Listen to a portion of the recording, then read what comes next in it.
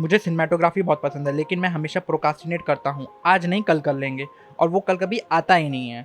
अक्सर लेज़ीनेस की वजह से हम अपना सारा इंपॉर्टेंट टाइम बर्बाद कर देते हैं। उसकी वजह से हम अपना गोल कभी अचीव कर ही नहीं पाते, और इसमें सबसे बड़ा रोल आपकी आदत का भी होता है। So break your comfort zone. और वो कैसे होगा? जो भी आपको अचीव करना है उसके टुवर्ड्स स्मॉल स्मॉल स्टेप बढ़ाने लग जाओ, और अपनी बॉडी को मोर हेल्दी एंड एनर्जेटिक रखो, ताकि आप प्रोक्रेस्टिनेट ना करो और अपने गोल के ऊपर फोकस करो और अपने अंदर अर्जेंसी पैदा करो। करना है तो फिर करना ही है। गोल अचीव करने के लिए चाहे 50 स्टेप चलने पड़े या 50,000 स्टेप चलने पड़े, मैं नहीं रुकूंगा। और जब आपका ऐसा एटीट्यूड होगा तब आप अपना कंफर्ट जोन ब्रेक कर पाओगे।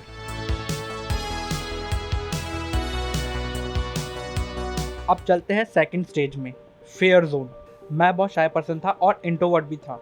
मुझे बहुत डर लगता था स्कूल के समय में जब मैम बुलाती थी आंसर सुनाने के लिए। सो जब पूरी क्लास देखती थी सो आई फील स्केयर्ड, क्योंकि मैं इंट्रोवर्ट था, और आप भी जब इंट्रोवर्ट हुए होंगे तो आपके साथ भी ऐसा हुआ होगा।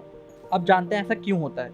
ये इसलिए होता है, आप अपनी ही दुनिया में रहना पसंद करते हैं और आप ओवर थिंक भी बहुत करते हैं, जिसकी वजह से आपका सेल्फ कॉन्फिडेंस बहुत लो होता है, और उसकी वजह से आप बहुत एक्सक्यूज बनाते हैं ताकि आप वो काम ना करें। और हमारा फेयर ही हमें रोकता है गोल तक पहुंचने के लिए। और अगर आपको 1000 लोगों के सामने स्पीच देने को बोल दी जाए तो कसम से फिर दिल धक धक धक धक हो जाता था। या फिर कुछ लोगों को हाइट से डर लगता है या स्विमिंग से डर लगता है। अब आप इसे ओवरकम कैसे कर सकते हैं आए जानते हैं। आप ज़्यादा से ज़्यादा अपने फियर को फेस करें, और उससे आप अपने इमोशन को कंट्रोल कर पाओगे, और आप उस एक प्रॉब्लम को नए नज़रिए से देखोगे और उसे ईजिली सॉल्व कर पाओगे, क्योंकि तब आपने अपना नज़रिया चेंज कर लिया होगा।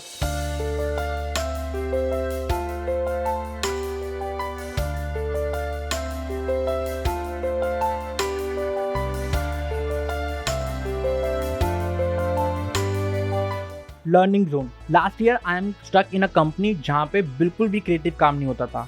मोस्ट ऑफ द पीपल यही कहेंगे कि यार काम ना ही हो तो ही अच्छा है। और वो कंपनी लिटरली ऐसी थी कि वहाँ पे दिन भर पार्टी शार्टी होती रहती थी, घूमते रहो, ये करते रहो, और लिटरली कई लोगों को ये चीज़ बहुत ज़्यादा अच्छी भी लगती है, लेकिन मुझे पर्सनल लेवल पे ये बहुत ही ज़्यादा बेकार लगती है। क्योंकि अगर आप अपना इंपॉर्टेंट टाइम एक ऐसी जगह इन्वेस्ट कर रहे हैं और अगर आप अपने स्किल को अपग्रेड नहीं कर रहे तो that time is totally waste. तो मुझे वेस्ट करना बिल्कुल भी पसंद नहीं है, तो that's why I quit that company. अब जानते हैं लर्निंग जोन में कैसे आया जाए। लर्निंग जोन में आने के लिए आपको अपना रूटीन ब्रेक करना पड़ेगा और खुद को डिफरेंट इन्वायरमेंट में डालना पड़ेगा, जिसकी वजह से आपको बहुत चैलेंजेस मिलेंगे और प्रॉब्लम्स भी आएगी, एंड उस टाइम आप अपनी न्यू स्किल डेवलप कर पाओगे। बिकॉज जब हम डिफिकल्ट फेज में होते हैं तो उस समय हम कुछ नया सीख लेते हैं।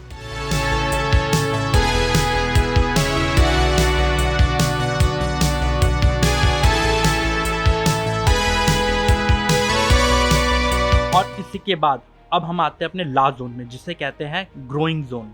मुझे हमेशा से सिनेमेटोग्राफी सीखनी थी, सो फिर मैंने बहुत रिसर्च करी, खुद को बेहतर से बेहतरीन बनाया इस स्टेज में। अगर आप अपने रिसर्च वाले स्टेज को रिफाइन कर दोगे सो आप और एंगेजिंग एलिमेंट क्रिएट कर पाओगे।